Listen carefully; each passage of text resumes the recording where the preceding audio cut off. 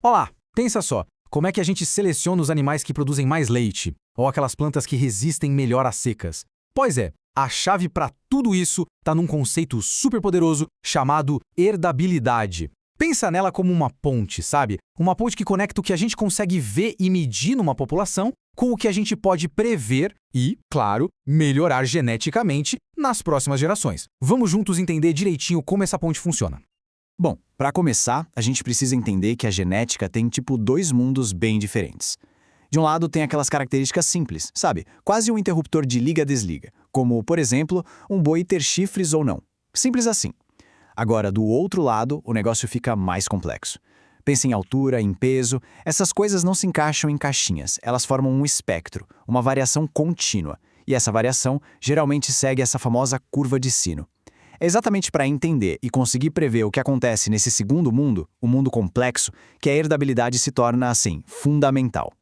E para a gente desvendar esse assunto, eu preparei um caminho bem claro para a gente seguir.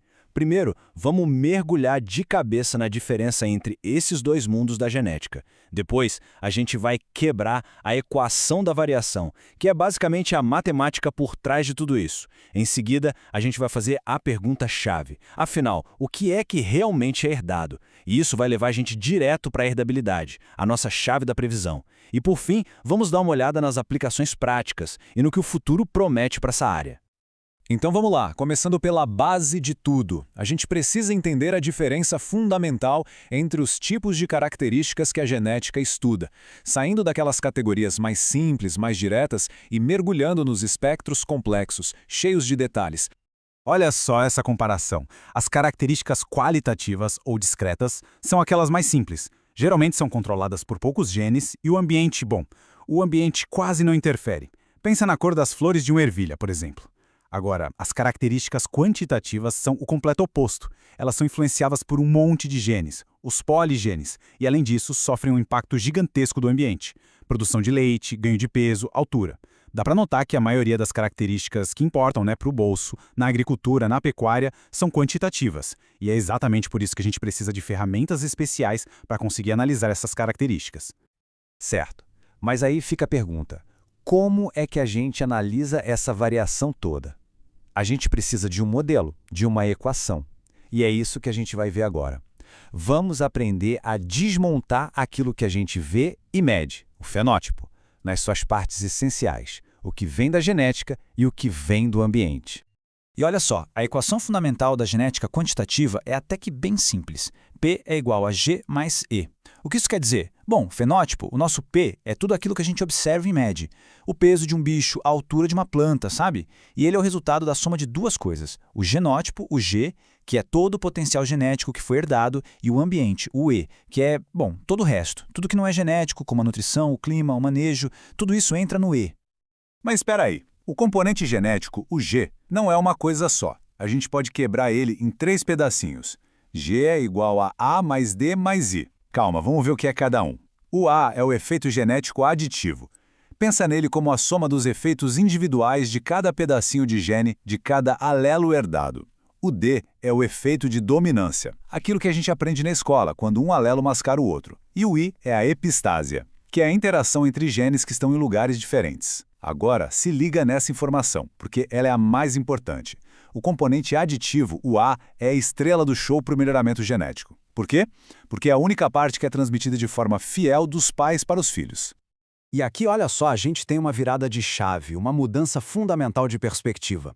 Na genética quantitativa, o nosso foco não é a equação de um bicho só, de um indivíduo.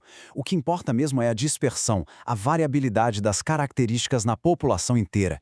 E para a gente medir essa dispersão e entender de onde ela vem, a gente usa uma ferramenta estatística super poderosa chamada variância. Esse diagrama aqui ajuda a gente a visualizar isso perfeitamente. Como aquela equação simples se expande para populações inteiras. A variância fenotípica total, ou VP, que é toda a variação que a gente consegue enxergar, é a soma da variância genética, VG, com a variância ambiental, VE. E por sua vez, a variância genética também se quebra naqueles 3 pedaços. A variância aditiva, VA, a de dominância, VD, e a de interação ou epistasia, VI. Com isso, a gente consegue literalmente fatiar a variação total e entender de onde veio cada pedacinho. É muito legal. Bom, E tudo isso leva a gente para a pergunta central de toda essa nossa análise. De todos esses componentes aí da variação genética, qual parte é que de fato passa de uma geração para outra de um jeito que a gente consiga prever? Vamos descobrir qual é esse componente que realmente fica, que realmente é herdado. A questão é exatamente essa, né? Se o valor genético de um indivíduo é essa mistura toda, essa salada de efeitos aditivos, de dominância, de interação, que parte disso tudo é que é transmitida de forma confiável para os filhos? A resposta, gente, está na biologia, lá na meiose. Aquele processo que forma os gametas, sabe? Durante a meiose, aquelas combinações específicas de alelos que criam os efeitos de dominância e de epistasia, elas são desfeitas, elas são embaralhadas. Um pai não passa o genótipo completo, ele passa uma amostra aleatória, só metade dos seus alelos. E qual é o resultado disso tudo? Simples, apenas os efeitos aditivos, aqueles individuais de cada alelo, são transmitidos de um jeito que a gente consegue prever, de forma linear. Então, aqui está o pulo do gato. O ponto crucial é esse. Para a gente conseguir prever o sucesso da seleção, para saber o mérito genético da próxima geração, a gente precisa isolar e medir a variância genética aditiva, a nossa VA.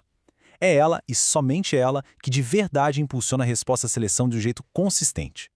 E pronto! Finalmente chegamos no nosso conceito principal, a herdabilidade. Ela é a ferramenta estatística que permite que a gente faça exatamente isso, que a gente quantifique essa porção que é herdável da variação e, no fim das contas, coloque um número no poder da genética. Falando de um jeito mais formal, a herdabilidade é um parâmetro que estima qual a proporção da variação total que a gente vê, ou seja, da variância fenotípica, que é por causa de fatores genéticos que podem ser herdados. E olha, um ponto importantíssimo, herdabilidade é sempre uma medida de uma população inteira, num ambiente específico, nunca, jamais, de um único indivíduo. E existem dois tipos principais de herdabilidade. A primeira é a herdabilidade no sentido amplo, o Hzão ao quadrado. Ela leva em conta toda a variação genética, a VG, em relação à variação total. Mas, para quem trabalha com melhoramento genético, a que realmente importa é a herdabilidade no sentido restrito, o Hzinho ao quadrado. A fórmula dela é VA dividido por VP. E por que ela é tão crucial? Porque ela mede a proporção da variação total, que vem apenas daquela variação genética aditiva, que é a única parte, como a gente já viu, que passa de forma previsível de uma geração para outra. E esses números que vão de 0 a 1, eles contam uma história pra gente. Pensa assim, valores de herdabilidade, o Hzinho ao quadrado, que são baixos, ali entre 0 e 0,2, indicam que a maior parte da variação na população é causada pelo ambiente. Resultado, a seleção genética para essa característica vai ser bem lenta, pouco eficaz. Um exemplo é o tamanho da leitegada em porcos. Agora, valores médios de 0,2 a 0,4 já permitem um progresso genético mais consistente com a seleção, como é o caso da produção de leite. E valores altos acima de 0,4? Aí sim, isso significa que a genética tem um peso enorme e a seleção funciona que é uma beleza, como a gente vê na estatura em humanos. Beleza, agora que a gente já entendeu o que é e por que é importante, vamos para a parte final. Vamos ver como a herdabilidade realmente funciona na prática, como ela impulsiona o melhoramento genético e dá uma espiada em como as novas tecnologias estão levando esse campo para outro patamar. Na prática, a gente observa uns padrões bem claros. Características de reprodução, tipo taxa de fertilidade, geralmente têm uma herdabilidade baixa.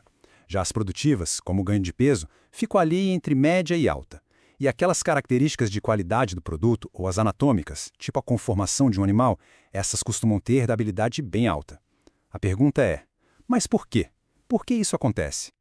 A lógica é bem interessante. Características reprodutivas têm baixa herdabilidade porque elas são super sensíveis ao ambiente. Pensa em nutrição, estresse, manejo, tudo isso influencia muito. Lá na nossa equação, isso significa que o componente ambiente, o E, é gigante, o que acaba diminuindo a proporção do componente genético. Por outro lado, as características anatômicas são mais diretas, sabe? São mais controladas pelos genes, com menos pitaco do ambiente. Nesses casos, a fatia da variância genética aditiva no bolo todo é bem maior. Esse esquema resolve visualmente o processo todo de um jeito ótimo. A gente começa com uma população inicial, com toda aquela variação natural para uma característica. A partir dela, a gente vai lá e seleciona os melhores indivíduos, baseado no que a gente vê no fenótipo deles. E a herdabilidade, o nosso Hzinho ao quadrado, funciona como um motor que vai determinar o quão superior a próxima geração vai ser, na média. Resumindo a ópera, Quanto maior for a herdabilidade de uma característica, maior e mais rápido vai ser o ganho genético que a gente consegue com a seleção. Simples assim. E essa ideia central é perfeitamente resumida nesta citação. O que a herdabilidade nos diz, no fundo, é que, quando ela é alta, aquela superioridade que a gente vê nos pais vai ser passada de um jeito muito mais fiel para os filhos. E isso garante que o progresso genético que a gente tanto busca seja não só mais rápido, mas também, isso é chave, muito mais previsível. E agora, olhando para o futuro, o campo está dando um salto gigantesco, que vai muito além das estimativas estatísticas. A gente está entrando na era dos QTLs, ou loss de características quantitativas. O que é isso? Bom, em vez de tratar a genética como uma caixa preta, as novas técnicas moleculares permitem que a gente identifique as regiões exatas no genoma, às vezes até o gene específico, que tem um efeito grande numa característica. O exemplo clássico é o do tamanho do tomate, que nos permite selecionar o tamanho que a gente quer com uma precisão quase cirúrgica. Isso tudo nos deixa com uma reflexão para o futuro que é, no mínimo, fascinante. À medida que a gente vai trocando a previsão estatística pela identificação e, quem sabe, até a edição de genes específicos com os QTLs, quão rápido a gente vai conseguir moldar as características das plantas e dos animais nas próximas décadas. O poder desse conhecimento genético só aumenta abrindo portas que, há pouco tempo, pareciam coisa de ficção científica.